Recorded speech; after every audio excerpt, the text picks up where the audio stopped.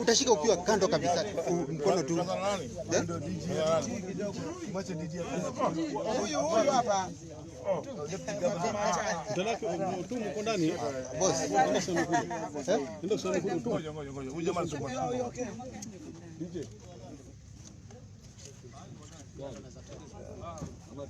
Let's start with your kid. Wewe mtum. Ngoja kidogo eh. Say free at last. Free at last. Free at last. Mwana live. Mimi naenda live, niko live. Shika. Ngoja kidogo. Kabisa.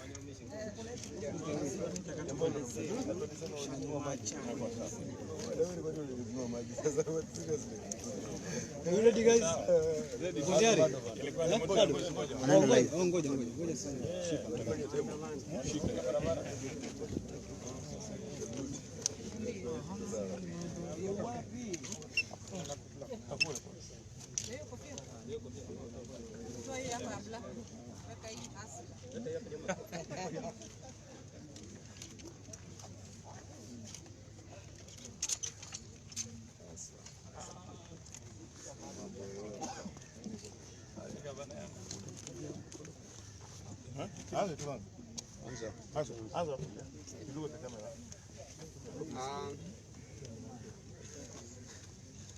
Gentlemen and ladies of the press, we are happy that you have come here.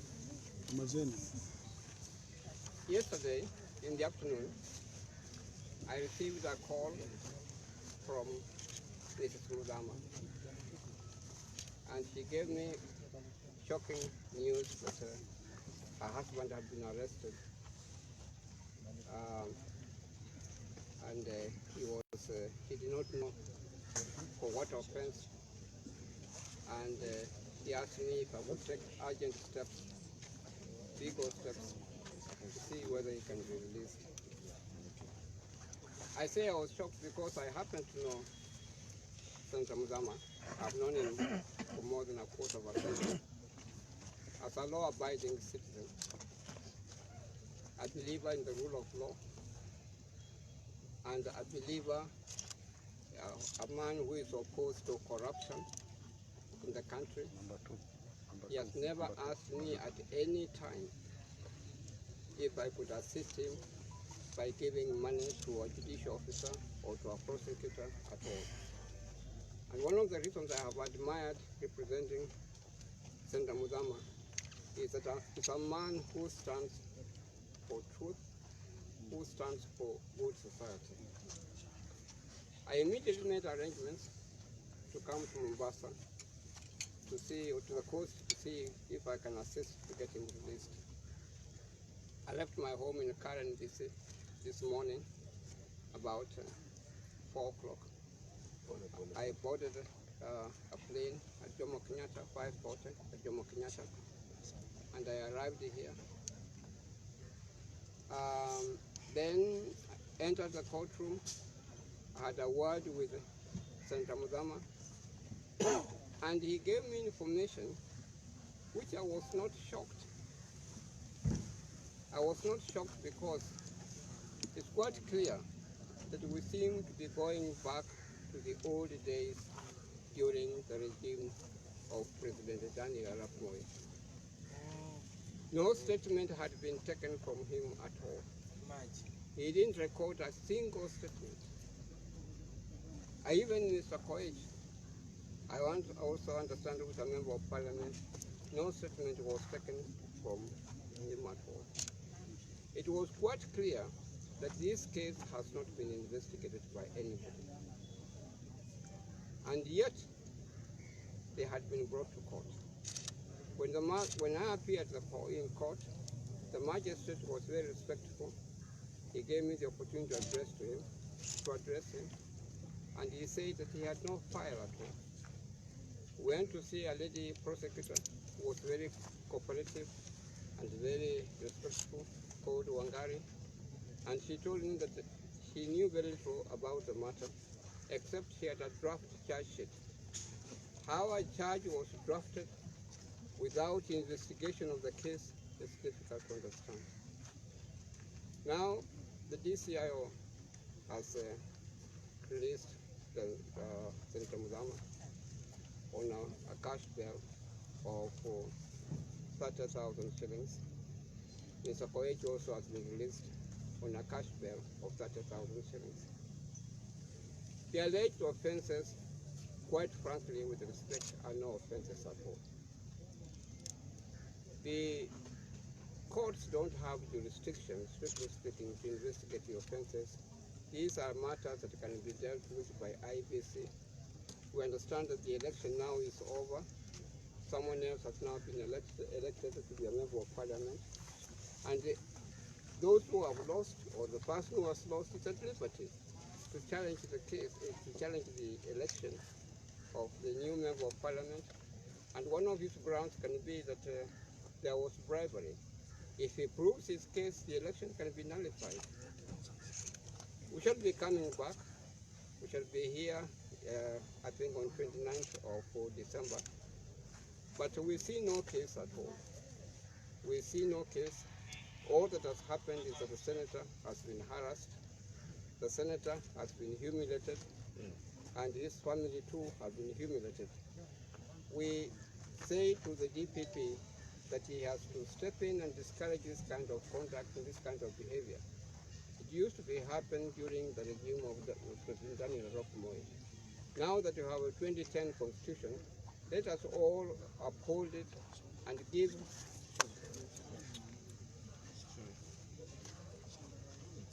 and stop taking people to court when actually we do not have evidence to justify a criminal charge. In summary, to sum up, I would say that Senator Muthama and Honorable Koech should not have been arrested at all. Whatever is alleged to have happened is something that can be dealt with in another corridor of the law, but not in the criminal court. May I say thank you very much for coming. What is the allegation of charges that they are framing against him? Well, through our ingenuity, we found that they are alleging bribery. That is all. But we don't know what kind of bribery. Yeah, we have no idea. So they're supposed to come in on Thursday back? That's on 29th. That's what we were supposed to go to be taken to court on 29th. Yeah, but I would like to mention is that we intend to move to the High Court to get the whole thing, the whole process forced. There's absolutely no case at all. How many you have seen, panel of counsel? Yeah, we have quite a number. We have quite a number of lawyers who have arrived here, and I cannot tell you the number really, but we have quite a number of lawyers. And the lawyers take an interest in this matter, partly because they see that there is injustice. There is subversion of the rule of law. What could be the motive? And there is a subversion of the constitution.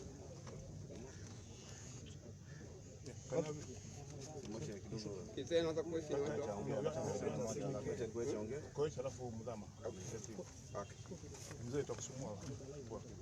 I'll be very brief.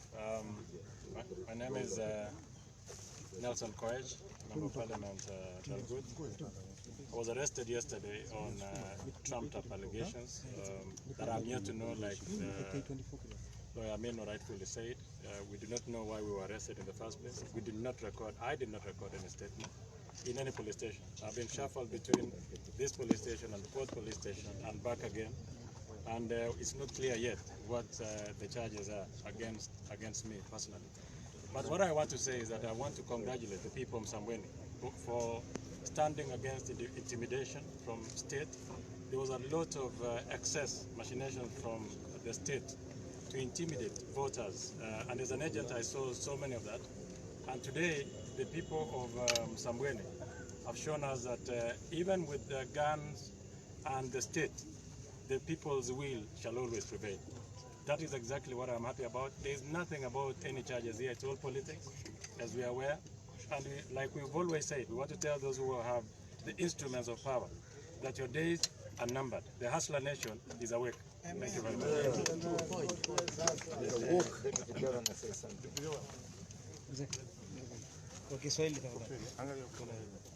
Sawa, shukrani sana. Kwanza ningependa kuwashukuru wananchi wa Msambweni kwa kumchagua mgombea huru Bwana Faisal Abdalla, na mbali na yale ambayo yalitokea jana intimidations, lakini wananchi wa Msambweni walisimama na haki na wakampigia kura Bwana Faisal, na pia nashukuru IBC kwa kusimama na ukweli.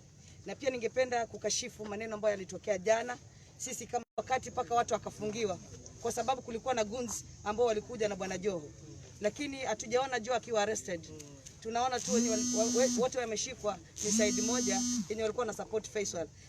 Kwa hivyo sisi tunauliza kama watu wa Msambweni, kama watu wa Kwale, tungependa haki itendeke. Kama watu wanachukuliwa hatua, wacha tu Kenya ikuwe sawa kwa watu wote.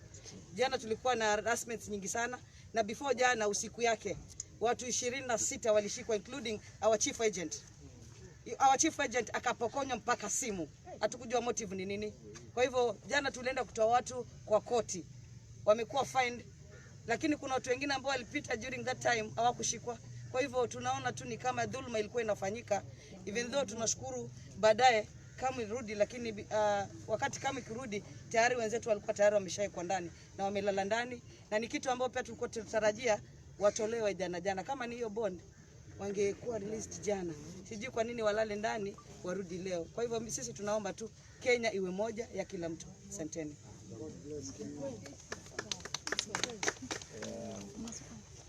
Mimi nataka kutaja machache tu kwa matukio yaliyotokea hapa Msambweni, lakini kwanza nishukuru Mheshimiwa Gavana wa kaunti ya Kwale na ofisi yake mpaka naibu wa gavana kwa kutushika mkono na kushikilia hii kazi, wakiwa wao ndio wanatawala na wanaongoza katika hii kampeni mpaka tukafaulu.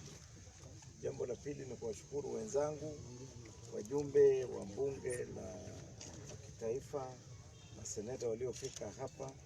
Nimshukuru vile vile ndugu yangu Mheshimiwa Kalwale, Mheshimiwa Omar Hassan na wale wengine wote ambao tulishirikiana kufanya hii kazi. Hii ilikuwa ni kazi ngumu. Ilikuwa ni kazi ambayo sio rahisi. Na mnakumbuka kwamba tulikuwa na ushindani mkubwa kwa sababu hii siasa haikuwa tu ya Msambweni. Hii siasa ililenga BBI kama vile Raila alisema, na hii siasa ililenga kura za mwaka 2022. Na mtoto wa kwanza kuzaliwa kati ya matukio haya ya upinzani mkali ilikuwa ni wakati huu wa kiti cha Msambweni.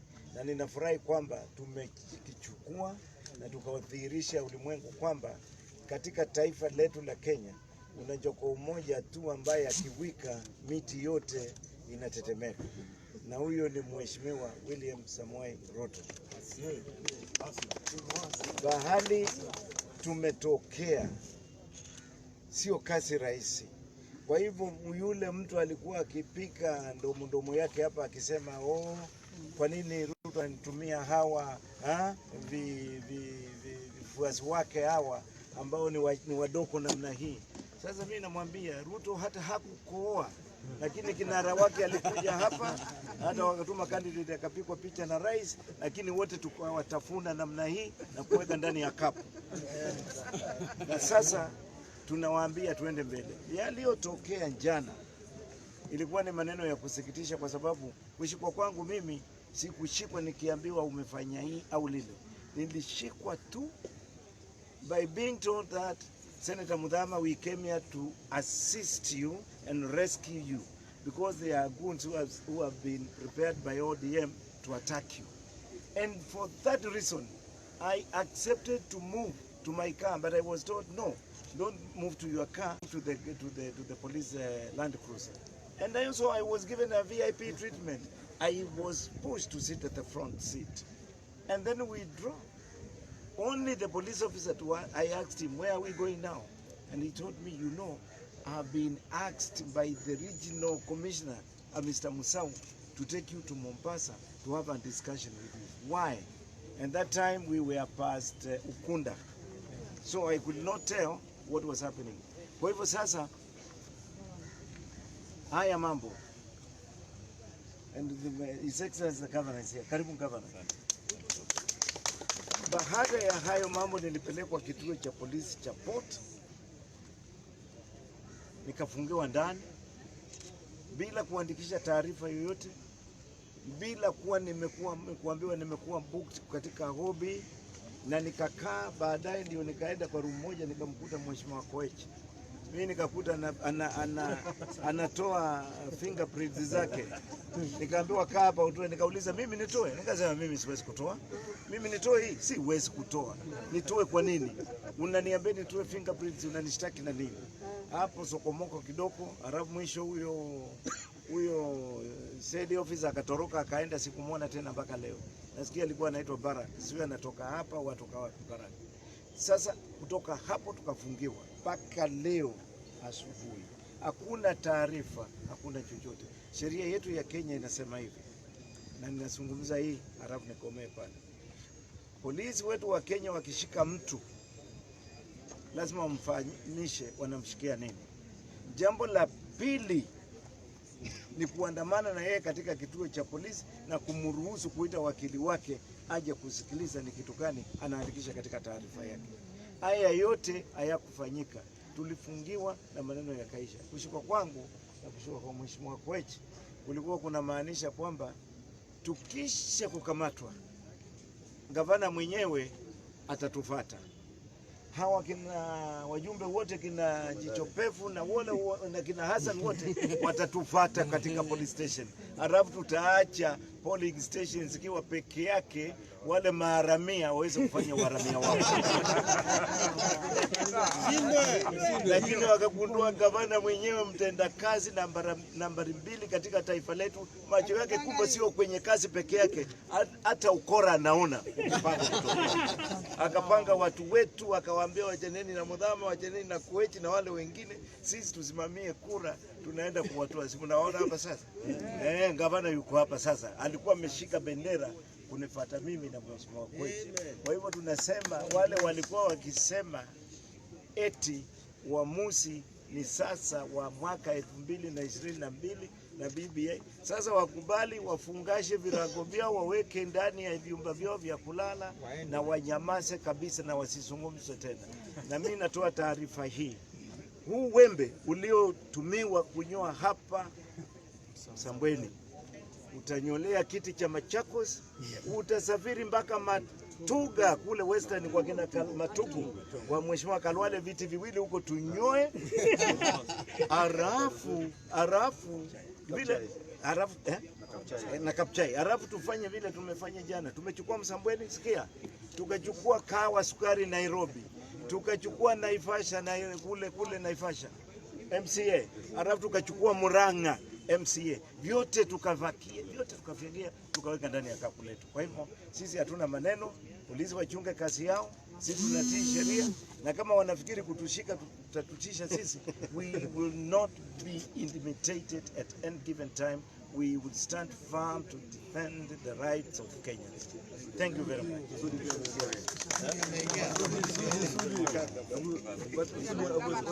Wazungumza kwa niaba ya wanasheria mwisho.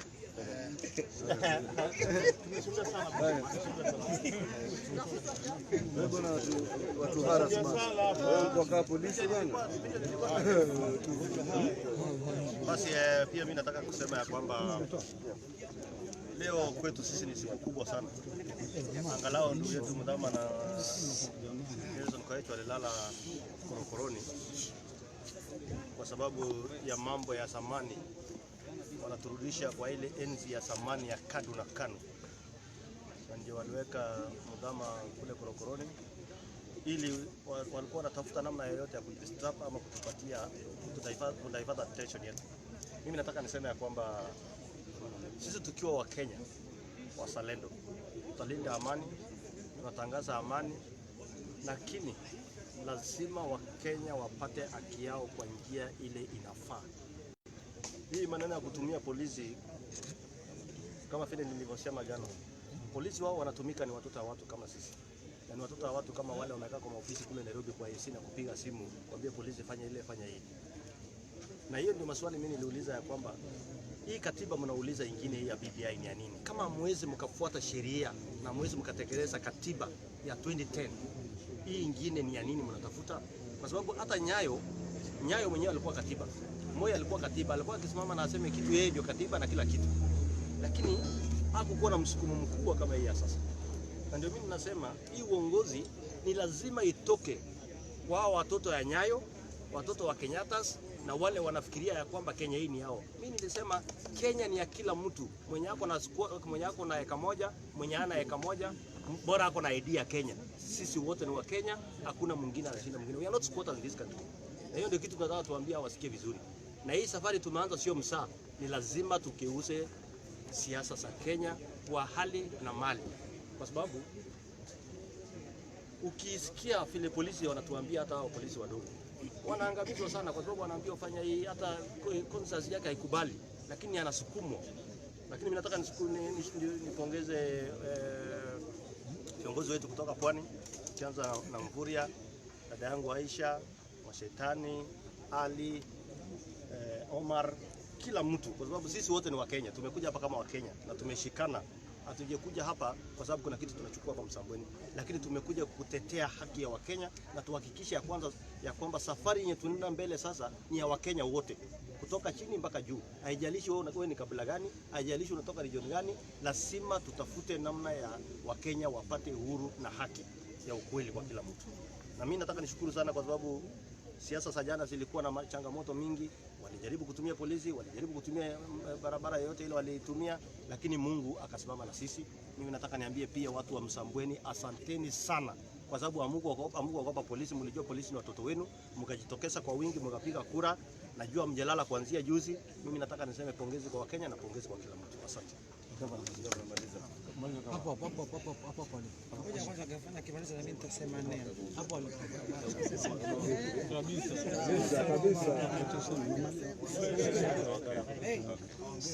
I think yesterday was the lowest point in terms of how our security